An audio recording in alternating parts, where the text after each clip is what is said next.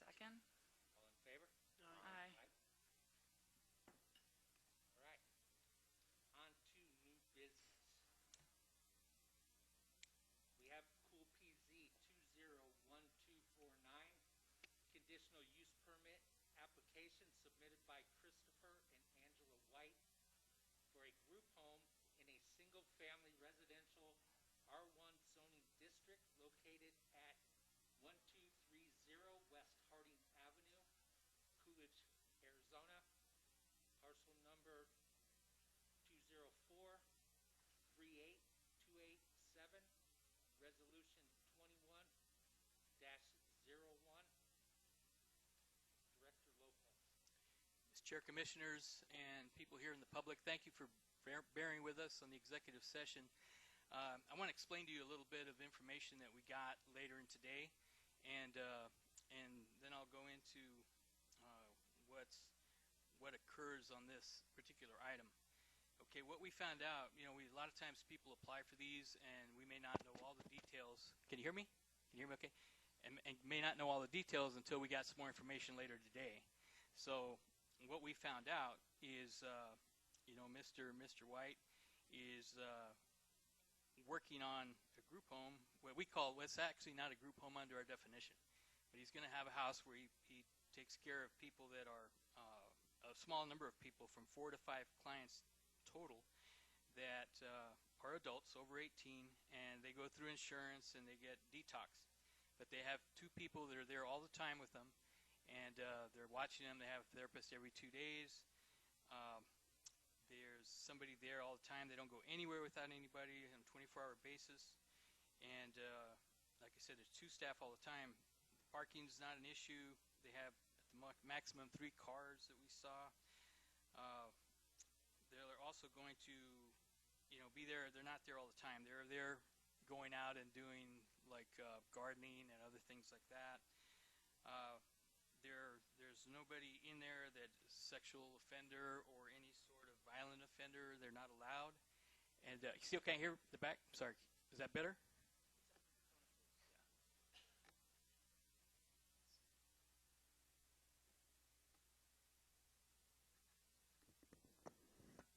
Does this work better? Hey, look at that. Thank you, Rick. Sing like a rock star, Gilbert. Yeah. You don't want to hear me sing.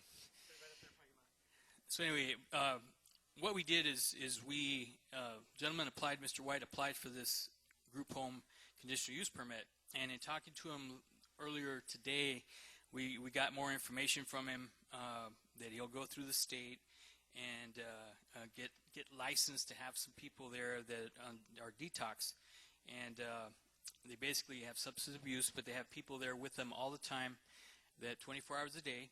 They can be there a short period of time or a longer period of time, but not there all the time. They go out in the day, and they're usually not in the house 9 to 5. They're out doing gardening or doing some other things with supervision at all times.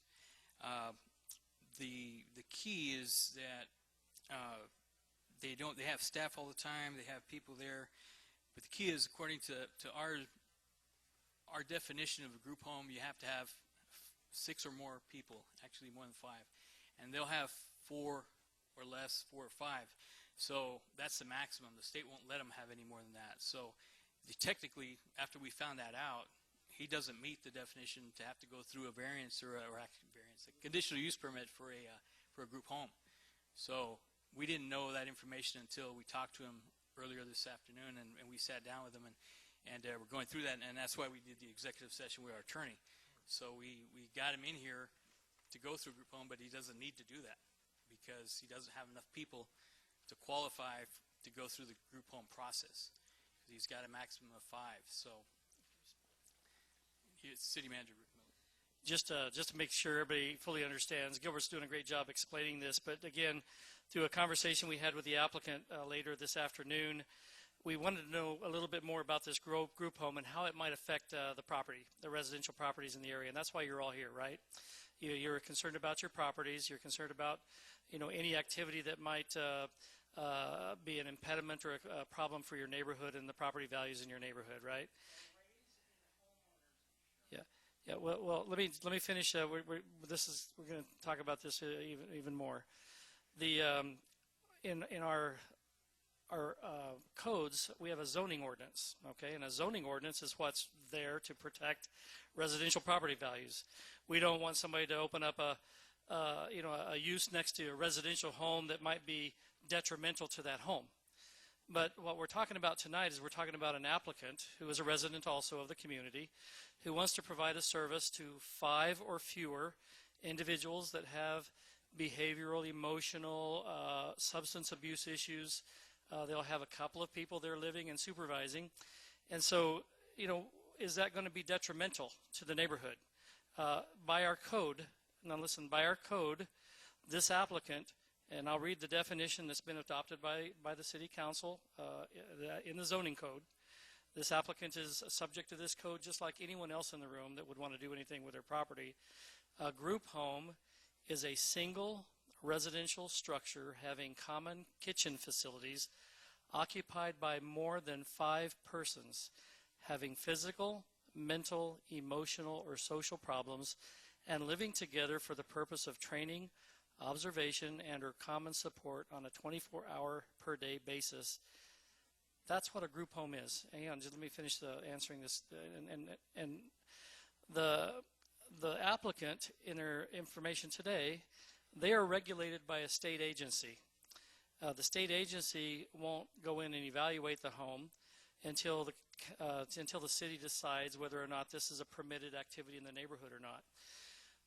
Under the state rules, you have to have 60 square feet of bedroom area per resident under the state rules for any group home. With this home and the size of this home, he is limited. He can't have more than 4 or 5 because of the physical limitations of this home. And he is committed that he will never have more than 4 or 5. If he does, then he'll be in violation of the state rules. Okay, he'd have to do an addition to the home to do more than 5. Under our definition, he is not a group home. It says 6 or more. So he is not a group home, and we can't make him go through a conditional use permit process to apply for something that he's not. It doesn't say that you have to be an owner. I mean, there are I know. Let me explain. You can be an owner of a home and rent to 5 or 6 individuals, and you're not an owner and you don't live there. Well, whose rules? Okay, HOA rules are something that we do not enforce. If you have HOA rules that will prohibit him from doing what he wants to do, that's a matter between the HOA and this individual. Okay? And that's not, the city does not enforce HOA rules and regulations. The city enforces the city zoning code. And under the zoning code, this individual is permitted to do what he's proposing to do as long as he doesn't do 6 or more. And he will never be able to do 10 ever in any circumstance in any residential neighborhood. So there won't be a decision by the commission tonight because he's not required to do this. Do you understand how that goes? It's a fair issue. It's a fairness issue, and it's a legal issue. That's why we had the city attorney in the room earlier to make sure that we're going to follow the proper procedures, right, that have been established. And with that, I can't sit here and entertain questions. I think we'll turn that over to our chairman and let him do that. But does anybody?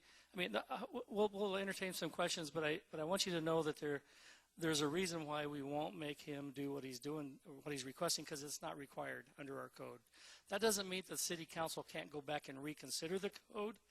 But let me also share a caution with everyone in the room. There are some rules that are designed to protect individuals in homes. They're federal fair housing laws and other rules that basically protect people that might have some social issues, substance abuse issues. You might have people in your neighborhood already that are living in a home, maybe they're all renters, and they all have substance abuse issues and there's no supervision. It's probably worse. And they're allowed to be there. Yeah, so let me go ahead and turn the time back over. Dennis, do you have anything that you want to add to this, what I've said? Okay.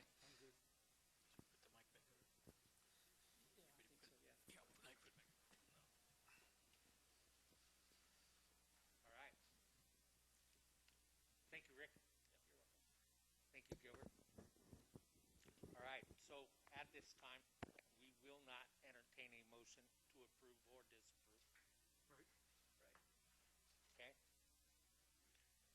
Mr. Chair, I think we'll refund this applicant their application fees for this request because it's a request that he shouldn't have had to go through anyway. Correct. And I do want to apologize to all of you.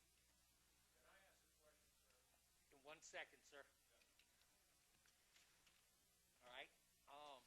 So with that, we'll move to reports from the chairman. Nope. Director? I'm sorry. You're the chair. I am the chairman. I look. Thank you, Commissioners. Mr. Kennedy, I should have kept that mic. I'll speak loud. We just want to let you know everything is going well with our projects. As you know, I'm in charge of economic development also. Nicola's going well. They went vertical. It's in the paper, and we're very proud of that. And so they're on track with everything they're doing. Fantastic. Our houses are way up, as you know. We've issued over 500 permits this calendar year for single-family homes. We got large apartment complexes coming in. We've got a lot of other activity, some potential one up north. A lot of things we were under a non-disclosure agreement, so we can't talk about it until they actually come in, or else they won't come here. So everybody gives me a hard time over that. But there's a lot of activity going on, and you're seeing it all over the city. Very proud of everything. Rick, do you have anything to add? I think. No, I'd like to thank everybody for being here tonight. You're concerned about your neighborhood. We're concerned about your neighborhood too. Right.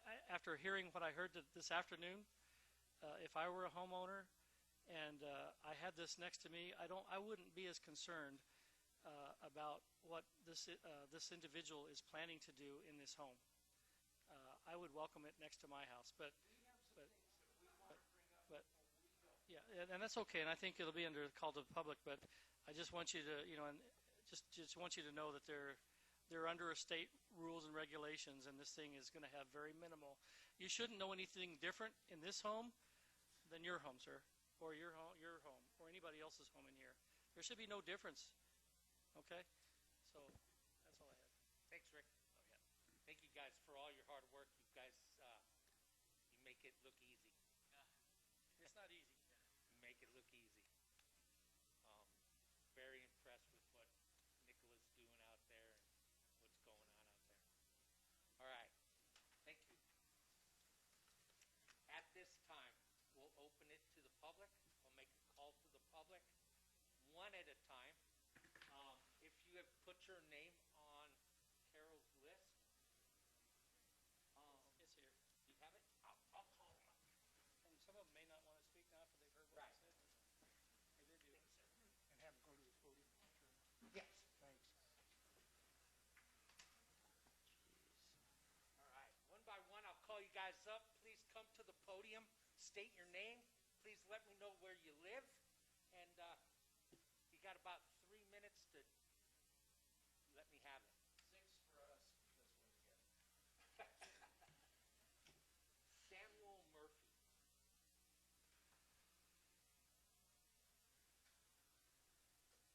Hi, I'm Samuel Murphy. I live at 127 North Carter Ranch. I'm a licensed professional mental health provider. There are many questions I have about this, and I understand where you're coming from. I've provided substance abuse treatment in correctional settings, the public setting, methadone clinics, and I've seen what can happen in a community when stuff like this is introduced, especially when there's children. There are syringes around. There are burnt foil wrappings around. They can't be kept monitored 24 hours a day, no matter what these people say. I don't know what their certifications are or their experiences for providing such care, but I think that's an issue for the Board of Behavioral Health because they have to be licensed through there and registered through them. There also has to be inspections. There has to be insurances. Now, I don't have any children, but a lot of my neighbors do. We already have a drug problem in Carter Ranch. Well, I had a drive-by shooting next to my house not long ago, and with all due respect to the police department, wherever they just went, they can't do the job that's required. They drive by violations every day, and we can't continually call them. And just introducing something like this into a community where there are so many unknowns and so many factors that could come into play, I think that's where a lot of the concern is because we already have an issue. Now we're bringing in people who are going through sobriety, and yes, I've seen some really good success stories, but I've seen some really crash and burn stories too that have affected communities and children and other people. And that's where my concern comes in because I don't know the qualifications that they have to do this. What kind of testing is going to be done, what treatment modality is going to be followed, any of these. I have so many questions, and I will never get these answers in this meeting. So that's where a lot of the concern is. And if you want it next to your house, by all means, please give them your address.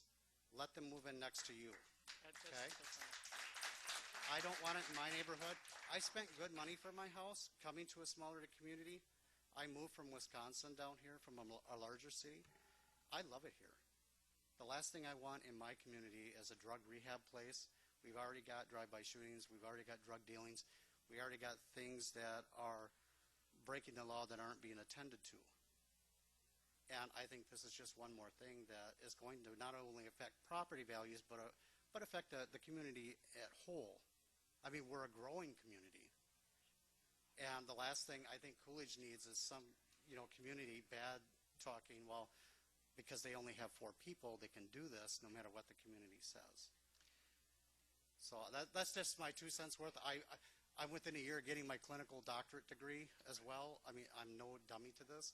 I've seen it. I've worked it. Mr. Chair, can I, as things come up in my mind, can I just respond briefly to some of these issues? Absolutely. And you're absolutely right. This person, this applicant, must have all the credentials required to satisfy the state. We don't enforce or have the expertise in our staff to address the experience they need or what they need to do to take care of individuals with substance abuse or maybe some other mental issues. It's not all just a substance abuse. They've gone through detox. They're there to try to get better, to better their lives. And I think every community has issues with drugs and drug issues. It's becoming a national pandemic, to tell you the truth. I mean, obviously, Coolidge is a great place. I, for one, am happy to see people trying to clean themselves up. And I pray and hope that most people will look that way and do that. And but from a land use standpoint, under our zoning code, which regulates land use, 6 or more is what we regulate. Now, you also mentioned it's not only substance abuse, but mental health. Yeah, it says here, in fact, I don't even think it says, let me look, it doesn't, it says physical, mental, emotional, or social problems. Okay. Okay. Because I too, like I said, I do have my master's in clinical psychology. I'm finishing up my doctorate in clinical psychology. I know with certain mental health issues, housing them with other conditions can also be very hazardous. And who's going to medicate these people, ensure they're taking their medications? And there's, like I said, there's so many questions. Yeah, and Sir, your 3 minutes are up. Yeah. Sorry, Nice. I don't mean to cut you off. Good point. Thank you. I have a room full of people to get to. Stephen Frank. Pass. Lawrence Zvari.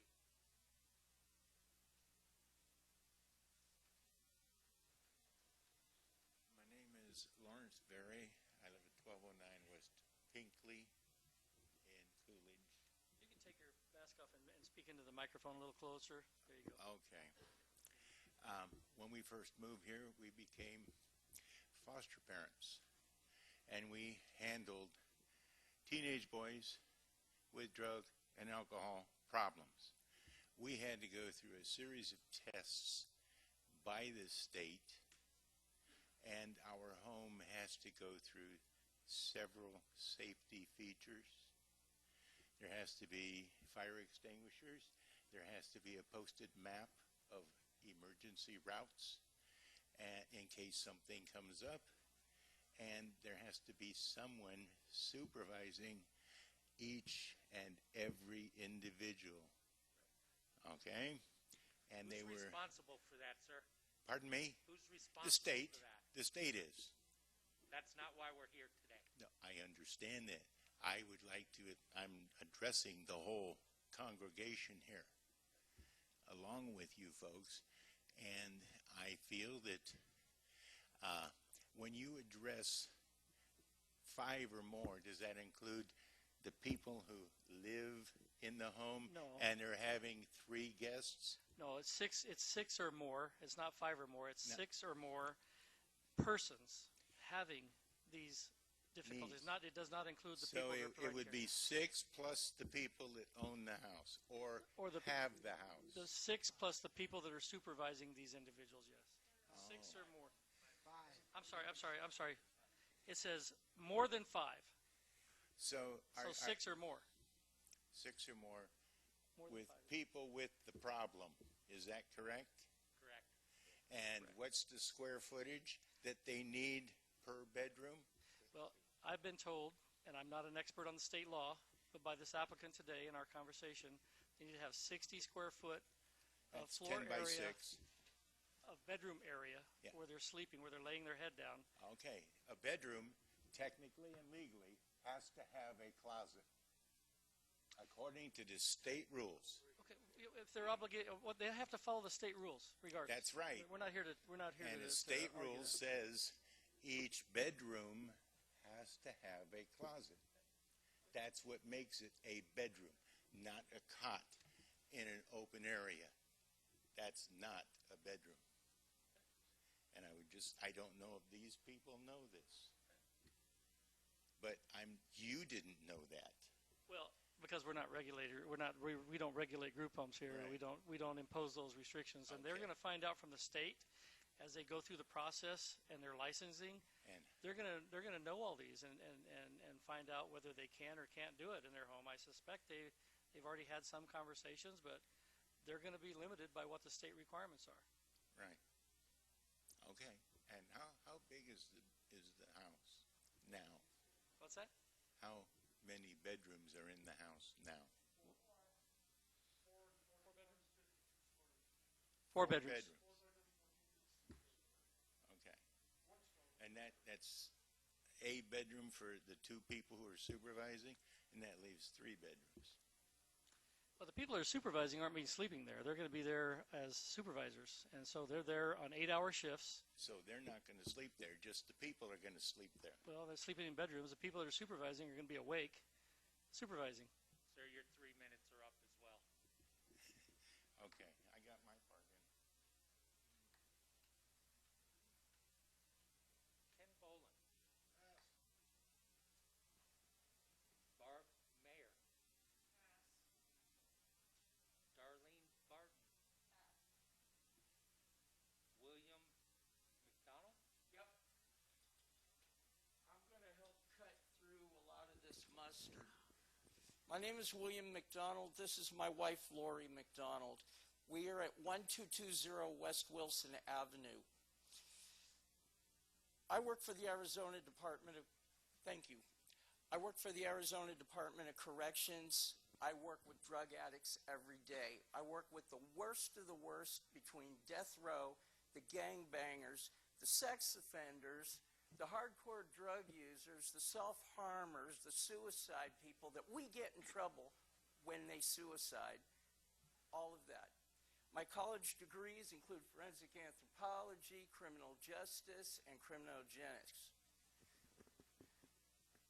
Lori and I are the parents of a special needs young adult who is behaviorally disabled with 4 separate diagnoses. We've got neighbors here that know our son personally. Lori and I have a lot of work managing one. He's 6'1", he weighs over 180 pounds. He's developmentally delayed. Fortunately, we don't have a drug problem with him. Managing people in recovery is a big job, whether you're in a prison or in a home community environment. Lori and I support strongly recovery. I am the elder brother of an addict whose brain is destroyed. She's chemically lobotomized by all the ODs that she had over a 40-year period. My dear wife lost her eldest son to narcotics and the associated crimes that came with acquiring those narcotics. My point is that people in recovery relapse. People in recovery are not always financially set up to afford their relapse. They end up in debt. Just like this other gentleman said over here, we have a drug problem in Carter Ranch. We got teenage kids, we have young adults.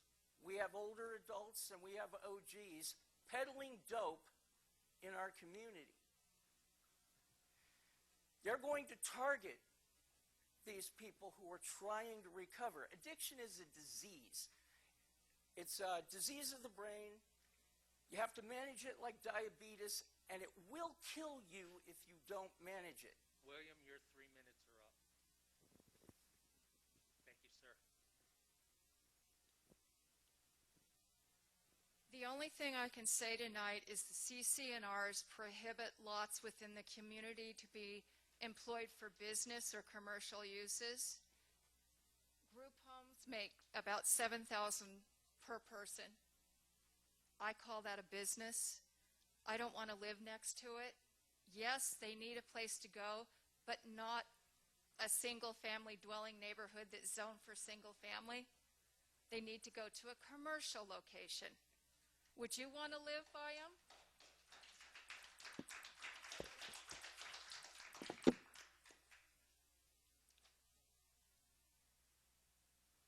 Christina McGinnis. Thank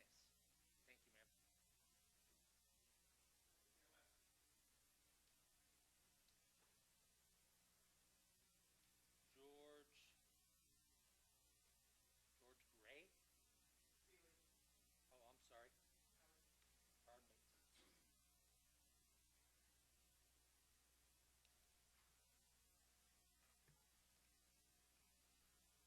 Thank you for the opportunity to speak. I just wanted to ask a question. Microphone up there with you. Use the microphone, please. It's gone. Right down. It should be right there in front of you. There you go. How's that? Is that better? Yeah, there we go. Okay. Forgetting about the group home thing, right? It says single-family residential. Okay? Doesn't sound like that's going to be single-family residential situation that we've got here, right? Well, it's a single-family residential. I mean, and Dennis can talk about the federal definitions of family are very, very broad. Who's going to live there as the head of household? Well, that's just it. No, I don't think nobody. I don't think you'll find a definition in either the federal or state housing laws that requires a head of household in any house. Okay, so we have no head of household in this family, and how consistent and constant are the people going to be? Are they going to stay there for 1 day, a year, 6 months? Are they going to come and go? Do we have any handle on that? Mr. Wright, we asked him that question today. He says they can be there 3 months, maybe So- less, 6 months, and So sometimes again, that's longer. not a family. We don't have a Let me consistent let me group finish of answering your people question living so that people have the answer. We don't have we don't have a head household, and we don't have a consistent group of people living there on a daily basis from over an extended time period. And not only that, there's money being exchanged here in some form. None of that is a single family. How can you say that that's a single family? So in my opinion, these people are in violation of this zoning. Right? Don't they need a variance or something else to be able to do this? You're shaking your head no, but I'm saying yes. No, Sir, if you wanted to have 4 roommates, can we tell you no? Yeah, but I'm the owner, and I'm living there. But you're not, would you be the head of household? Yeah. Would all your 4 roommates not have an equal share? What? Would not all your 4 roommates have an equal share in your home? No, they're just roommates are people that you know, and they're living there. What you have here is a violation of the fundamental zoning law by allowing this to happen.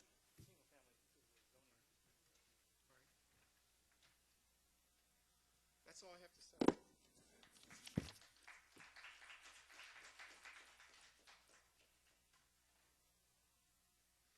Kent McGinnis?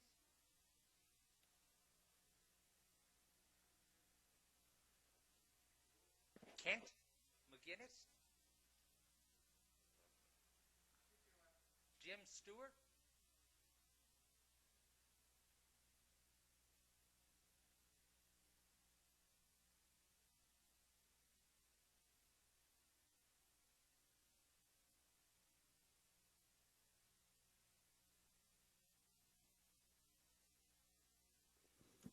My name is Jim Stewart. I'm at 1260 West Wilson. I really don't understand your definition of single-family residential. Is this person doing this out of the goodness of their heart, or are they being paid?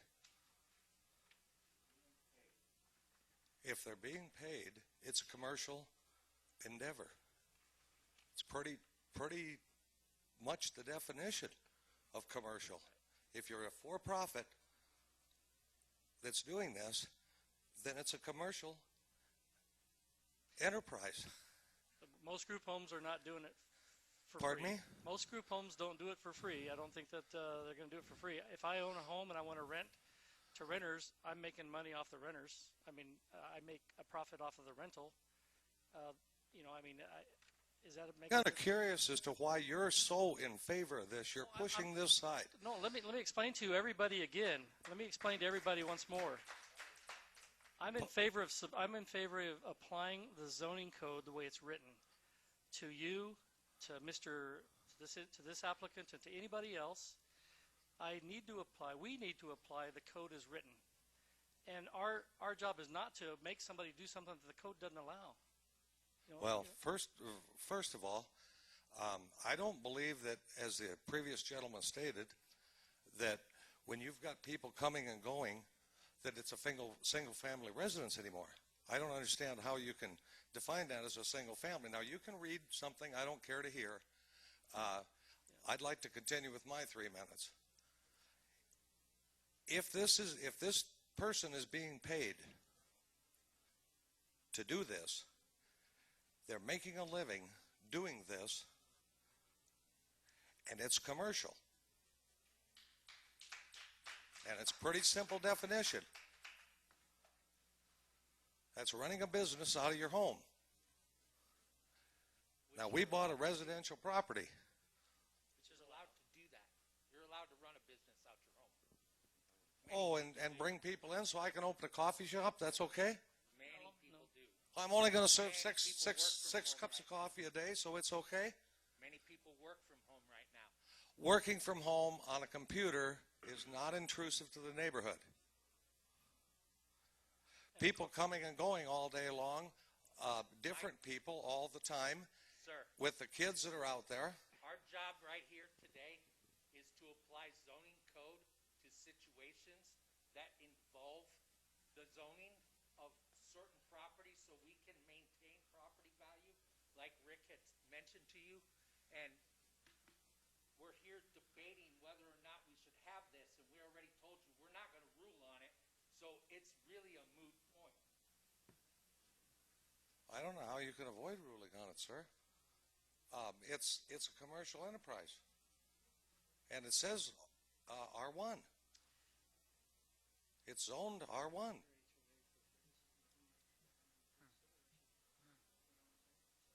How can you not enforce your zoning? Our zoning code allows it. Your zoning code is what? It allows it. Your It zone. doesn't meet the definition to, you were explained to earlier that it does not meet the definition to require a conditional use permit. And for that reason, we're not even going to rule on it. Yeah, I understand you're calling an exception to it because of the number of people, but the fact that they're starting and opening a business there That is not, it's permissible Oh, per it's our code. it is not permissible It to is own a not business in R1. permissible per your CCNRs, and that is maybe something you guys should all get together and go talk to your homeowners HOA and resolve that with them. That can't be resolved here. We have no bearing on that. Well, I think maybe we should. Thank you, sir. Lauren? Thank you for your time.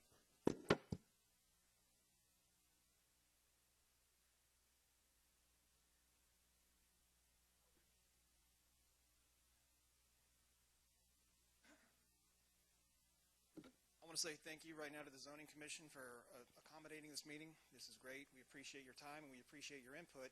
And I also appreciate you guys taking yourselves out of this fight, because that's the bottom line that you did tonight, right? It's not yours to rule upon, right? Your own rule, section 107 here, states that the provisions of this code, your zoning code, is not intended to interfere with or abrogate or annul any agreements, covenants, or other agreements between private parties. We have an HOA with CCNRs that is a private agreement between us and all the other homeowners. And that's what people have been saying tonight. We don't allow businesses to be operated in our residences, period.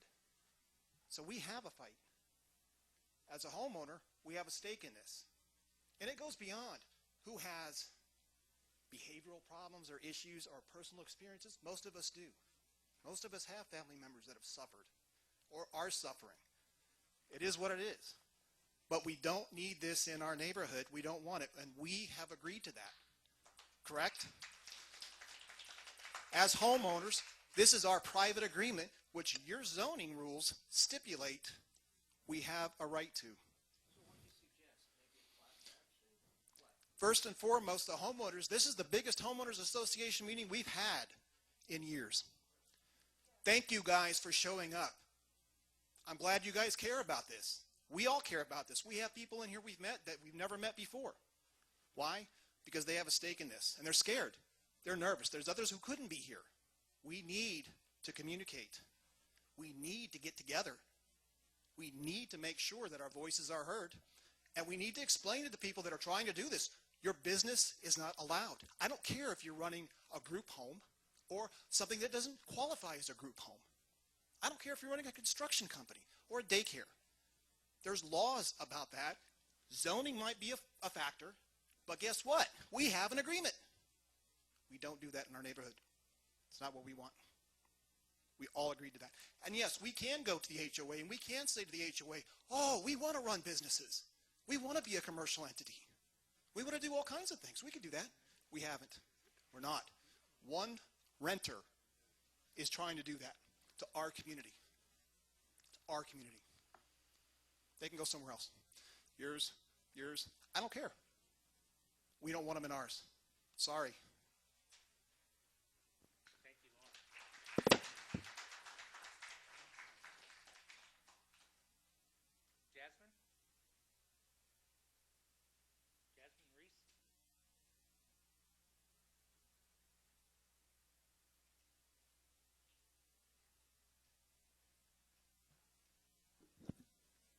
Good evening, Mr. Chairman and the members of the City of Coolidge Council.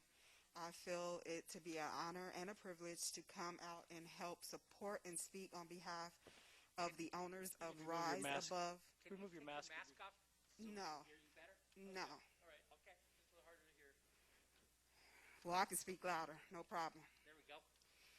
I feel it to be an honor and a privilege to come out and to support and speak on behalf of Rise Above Group Home owners Christopher and Angela White, whom I've known my whole life. My name is Jasmine Reese, and I am a native of Randolph, Arizona. I am Coolidge High School graduating class of 1997. I am currently, and for the last 6 years, been living in Laveen, Arizona. I am a wife and mother of over 20 years of marriage, and I am a full-time employee as a project administrator for Gila River Indian Community, in which I am an enrolled community member. I operate a small business, Bubba's AZ Barbecue. I am a full-time student, a junior at ASU, and will graduate the summer of 2021 magna cum laude with a bachelor's degree in organized leadership with a minor in project management. Over the years, I have observed Christopher's passion for children and adult behavioral program. Christopher has demonstrated his love for children since we were teenagers by being involved with the Coolidge Community Recreation Department and an active member, youth minister at New Life Christian Center, where he leads the youth, keeping them engaged and active. Christopher also has been employed with behavioral health for children and adults since 2008, giving him over 13 years of experience.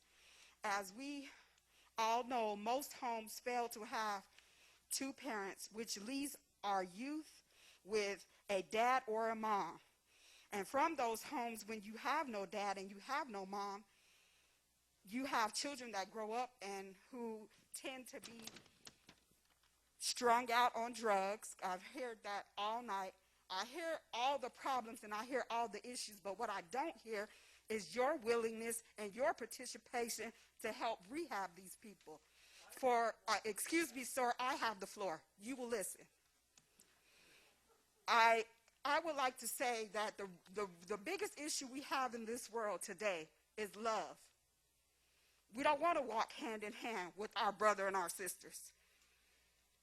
We need to close our eyes and open up our ears and our hearts and listen and have a heart and compassion for people. People, it could be your son, it could be your daughter, it could be your sister. They need our help.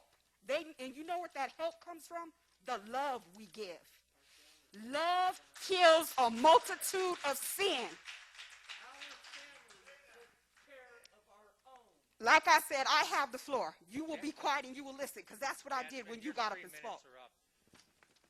But nevertheless, I support them, and I feel like this is something positive. This is something that he's trying to do from the compassion of his heart. And when you rent your home out, you're not living in it, and you are seeking profit. So there's no difference. Thank you, and for your time and your consideration.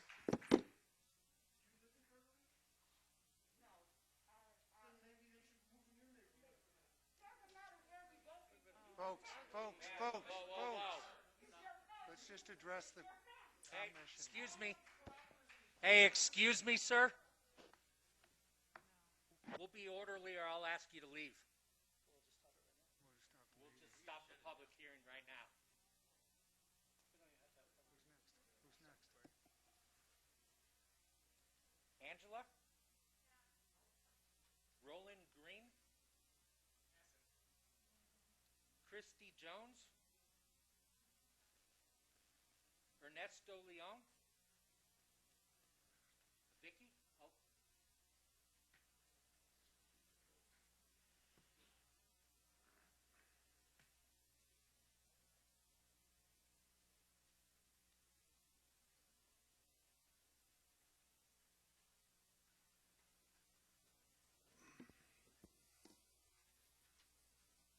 Good evening to the council and to everybody that's present tonight. I know this is a very hotly debated subject. First of all, let me give my name. My name is Ernesto Leon. I live at 2105 West Wilson Avenue in Heartland 1 or 2. I don't know which one it is, but it's one of them.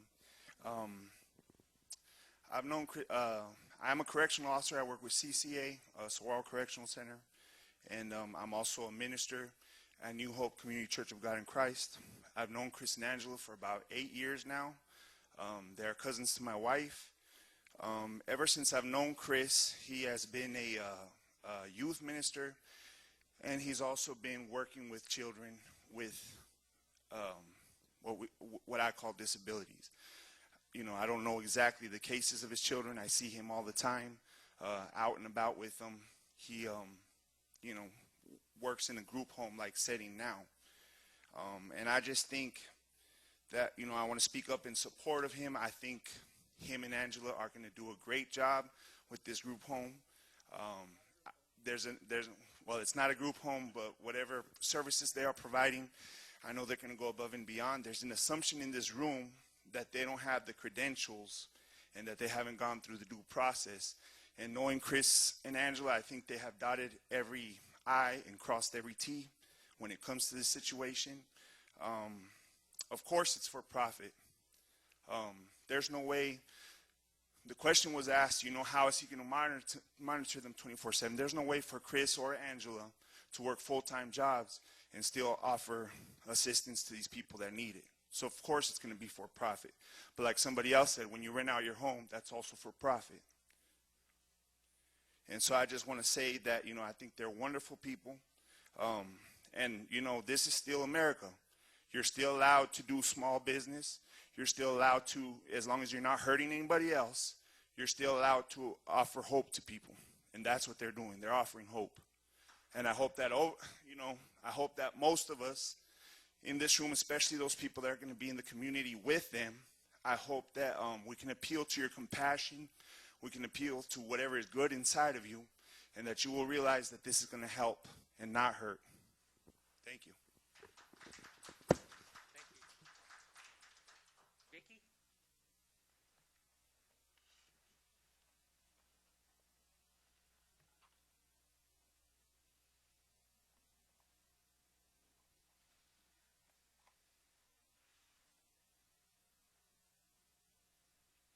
Good afternoon. My name is Vicky Leon. I live at 2105 West Wilson Avenue in Coolidge. And I'm here to support Angela and Christopher White. On behalf of Christopher and Angela White, they are natives of Coolidge. They attended Coolidge schools and resides in Coolidge. I've known them all my life. They're my cousins from childhood to adulthood. Christopher and Angela are actively members in their church of New Life Christian Center. Christopher, he leads the youth ministry in the church, and Angela, she helps out with the youth ministry. Christopher and Angela are God-fearing people.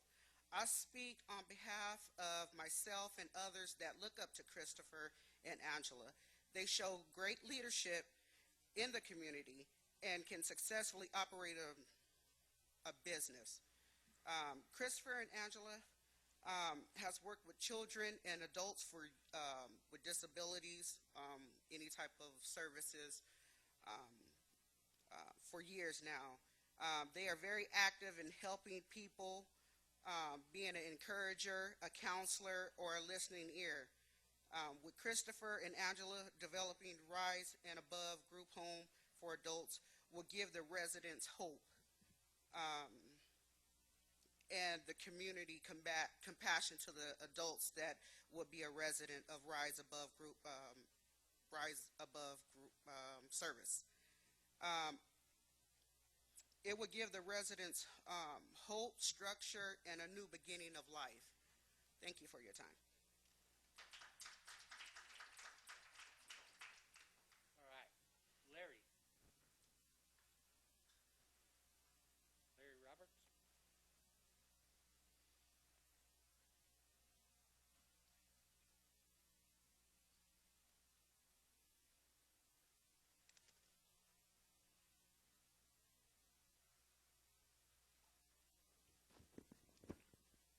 Good evening, everyone.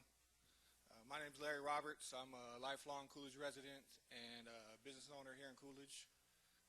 I've known Chris since elementary school, and like everybody's already said, he is very focused on the youth and helping people. Very involved with church. I understand the people that live there. I understand their reservations on it, but I hear a lot of the complaints about bigger problems in Carter already with the drugs, and you have this young man that's trying to actually provide a solution to it in some way. So as far as operating a business out of a residence, you had a guy here that said he had foster children. I don't really see that much difference between what foster children and what Chris is doing. He's getting paid for it. So I actually started my business out of my house. I own a local computer repair store here in Coolidge, and also the gaming lounge. So, you know, if somebody was to come and shut me down, we may not have those businesses in Coolidge right now. So, you know, I think people just need to have somewhat of an open mind. I understand you may not want that next to you, but I don't think this is his long-term plan either. You know, this is where he's starting, and eventually he does want to have, you know, a commercial facility. So, and he can't really do what he wants to do starting out in a commercial facility, because he would have to basically retrofit that to be a residential, you know, because these people are going to be staying there, living there, sleeping overnight. So a lot of people that probably needed to hear this already left, but, you know, I just ask that people have an open mind, and you actually have somebody that, you know, is actually trying to provide a solution to one of the biggest problems we do have here in Coolidge. So that's what I have to say. Well said. Thank you, Larry. All right. We've gotten through this list of names.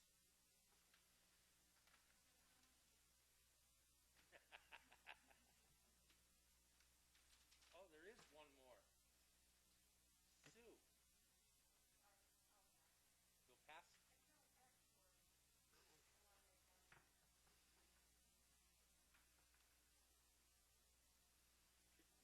My name is Sue Bacon. I live at 1246 West Harding. Rick, I'm disappointed you don't have your mask on. And I want to thank all of the people here who are wearing it. And what I don't understand with this COVID thing is why you encourage people to come up here, take their mask off, and everybody hold the mic up to your face. It makes no sense. You are being recorded. It so makes for no audio, sense. I do need you to speak into the mic. Okay. And that's the reason why. But from a health perspective, don't encourage people to do that, please. That's my only comment. I only have an outside voice. I don't have an inside voice.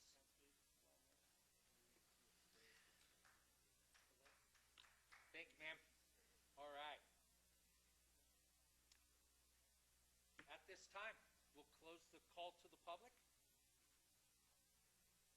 Get a motion. I move to adjourn. I'll second.